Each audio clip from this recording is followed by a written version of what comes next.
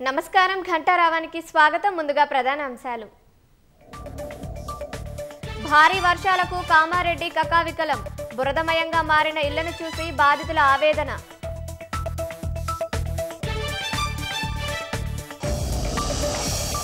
మెదక్ జిల్లా హవేలీ గన్పూర్ వద్ద సహాయక చర్యల నిలిపివేత. వరద ఉధృతి దృష్ట్యా రెస్క్యూ ఆపరేషన్కు విరామం.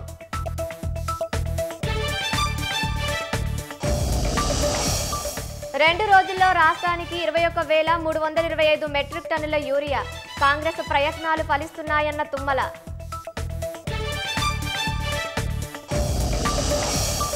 మూడవ ఆర్థిక వ్యవస్థగా భారత్ అవతరించబోతోందన్న మోదీ. అభివృద్ధి ప్రయాణంలో జపాన్ కీలక పాత్ర పోషించిందని కితాబు. భారత్ బాటలో పయనించే యోచనలో జపాన్. అమెరికాతో వాణిజ్య ఒప్పందం విషయంలో వెనక్కు తగ్గిన టోక్యో.